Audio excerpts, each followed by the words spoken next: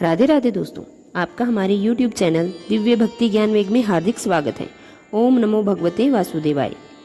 आप सभी का दिन शुभ और मंगलमय हो। आज हम ज्येष्ठ मास के 18वें अध्याय के कथा को सुनने जा रहे हैं। नैमिषारण्य में जब सूत जी ने राजा सत्यकेतु की कथा समाप्त की, तब सौनकादि ऋषियों ने विनम्रता से पूछा, हे सूत जी, क्या वास्तव में ज्येष्ठ मास में किया गया छोटा सा दान भी इतना महान फल दे सकता है? सूत जी मुस्कुराए और बोले, हे मुनि श्रेष्ठों, भगवान भाव के भूखे हैं। वे दानन की मात्रा नहीं, भक्त की श्रद्धा देखते हैं। अब मैं तुम्हें ऐसे निर्धन ब्राह्मण की कथा सुनाता हूँ, जिसने केवल एक कलश जल का दान किया और श्री हरि की अनंत कृपा का अधिकारी बन गया।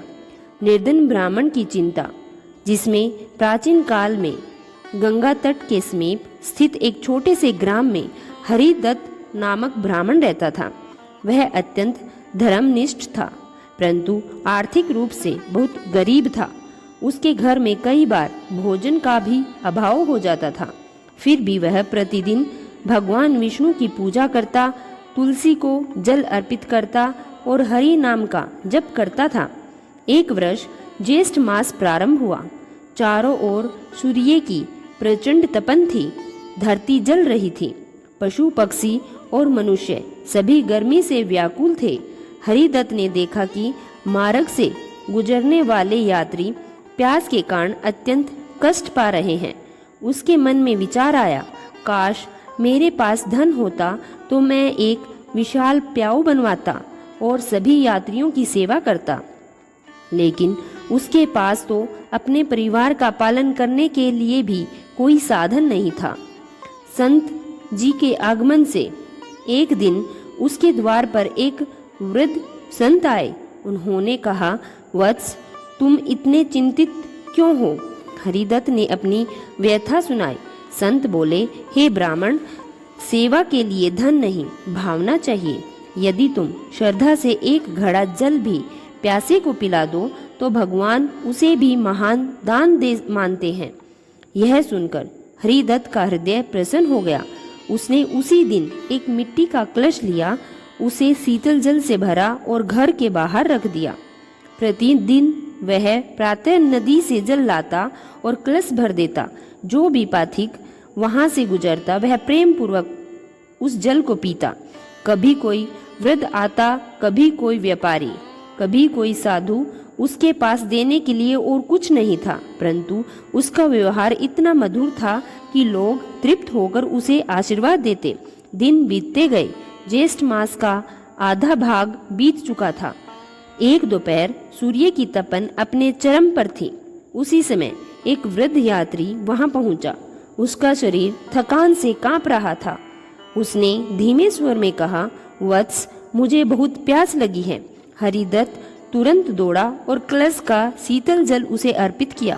वृद्ध ने जल पीकर राहत की सांस ली और फिर पूछा, तुम इतने गरीब होकर भी दूसरों की सेवा क्यों करते हो? हरिदत्त ने विनम्रता से उत्तर दिया, हे प्रभु, यह संसार भगवान का है। यदि किसी प्यासे की प्यास बुझ जाए तो मुझे क्या लगता है कि मेरी पूजा सफल हो गई है। वृद्ध मुस्कुराया। अचानक उस वृद्ध का स्वरूप बदलने लगा। उसके शरीर से दिव्य प्रकाश निकलने लगा। चारों भुजाएं प्रकट हो गई। हाथ में शंख, चक्र, गदा और पद्म सुशोभित हो गए। हरिदत्त आश्चर्यचकित रह गया।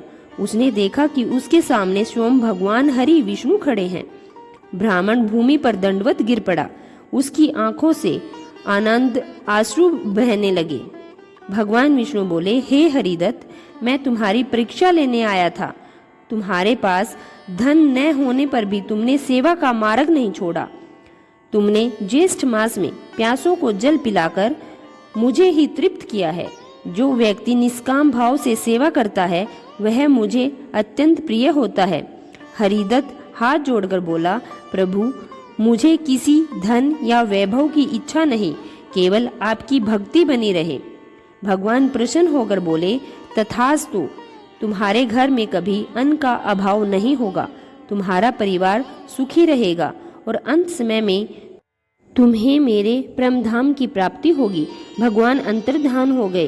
कुछ ही समय में हरिदत्त के जीवन में परिवर्तन आने लगा। ग्रामवासियों को उसकी सेवा और भक्ति का समाचार मिला। सभी उसका सम्मान करने लगे। ज्येष्ठ मास में जलदान करता और लोगों को भी इसके लिए प्रेरित करता। कई वर्षों के बाद उसका अंतिम समय आया। तब उसने भगवान विष्णु का स्मरण किया और उसी क्षण आकाश से दिव्य विमान उतरा। भगवान के पार्षद उसमें विराजमान थे। उन्होंने कहा, हे भक्त हरिदत्त, श्री हरि ने आपको अपने धाम में बुलाया है। हरिदत्त ने प्रसन्नता पूर्वक भगवान का नाम लिया और बैकुंठ धाम को प्रस्थान किया। आज का यह 18वां अध्याय यहीं समाप्त होता है। अगर आपको हमारी वीडियो अच्छी लगी है तो वीडियो को लाइक करें और हमारे चैनल को सब्सक्राइब करना न भूलें। धन्यवाद।